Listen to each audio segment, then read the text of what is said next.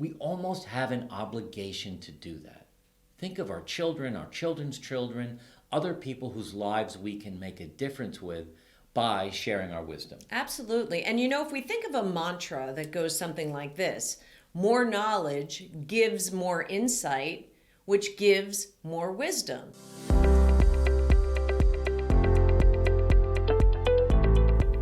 Sharing your wisdom in retirement is your superpower. It can make the difference between an average retirement and the most amazing retirement ever. And sure, having knowledge is great, and some people think having knowledge is where the power and control is. We are going to show you today that sharing your wisdom can amplify your retirement. We find that people use the words knowledge and wisdom interchangeably, and it makes sense because they're synonyms of each other. But there's also a big difference. We all arrive in retirement with a fair amount of both knowledge and wisdom. The key is to know the difference and to use both to get fulfillment and a sense of purpose in retirement. We know as we work with clients, we hear this all the time. People say, I'm retiring too soon. I have nothing to offer. I have no hobbies. I have no skills I can use in retirement, right? We hear that all the time. We do, but we want to dispel that myth and help you understand that all you have to offer, and we want to help you find it. Right. So today, what are we going to do? We're going to break down the difference between knowledge and wisdom. Then we're going to dig a little deeper into wisdom so you can begin to see what you have to offer. So after we do that, at the end, we're going to give you the 5 same steps that Jody and I use with our one-on-one coaching clients on how to find your wisdom and get clarity on it. So we want to make sure you stay to the end for that part because it's really, really going to be helpful. It's a big hook to keep them till the end. It's a big hook. Today we're all about the hook. We're all about the hook. So knowledge, let's start with knowledge. Right. Knowledge is simply knowing, right? Right. It's facts, it's information, skills that you've acquired through experience or skills that you've acquired through education. Right. And it comes really from 3 areas. The first area is your experiences.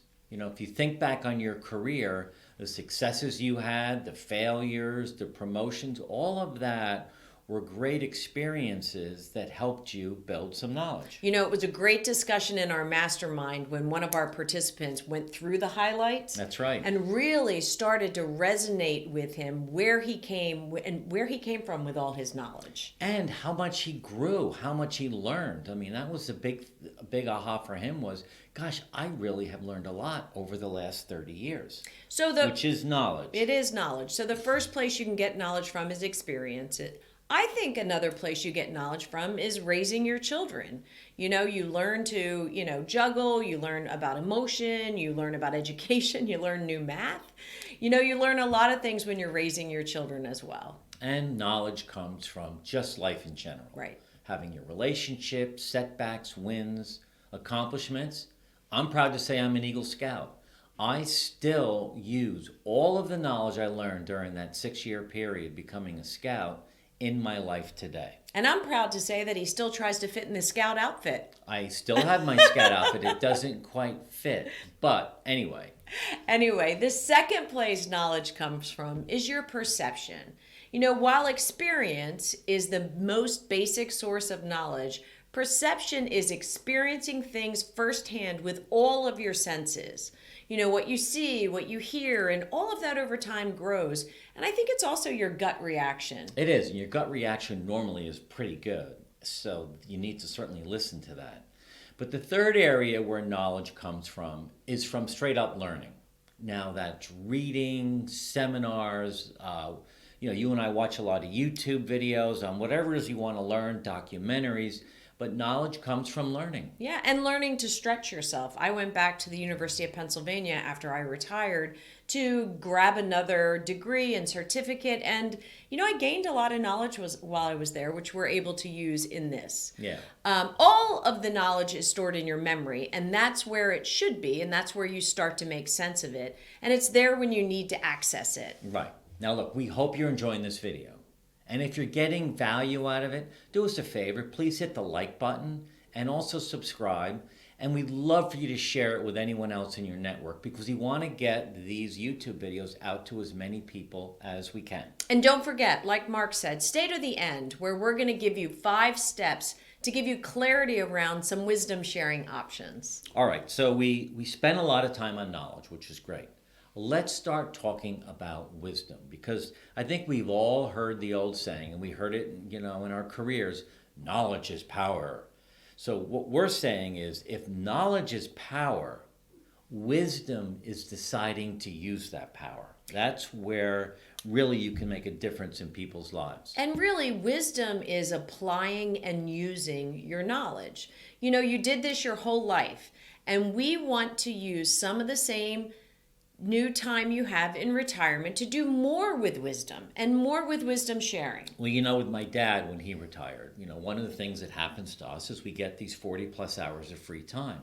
So my father, who ran our business for 30 years and built it into really a great company, he had so much wisdom, certainly knowledge, but wisdom that he could have shared with others. But this is what he did, not really thinking, but he took all that wisdom, put it in a box, wrapped it up with a nice bow, and put it on the shelf in the garage, and he never used it. So, and that's a story we hear an awful lot from our clients, that they box up their knowledge and move away from it during retirement. And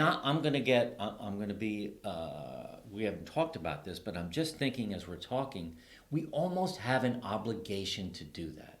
Think of our children, our children's children, other people whose lives we can make a difference with by sharing our wisdom. Absolutely. And if we think of a mantra that goes something like this, more knowledge gives more insight, which gives more wisdom. So it's almost, A plus B plus C. And then the equal and where you're going to get your purpose is when you share it. So more knowledge gives you more insight, and then you're able to share more wisdom. Yeah, because you get more wisdom over time. And this goes on and on through your entire life.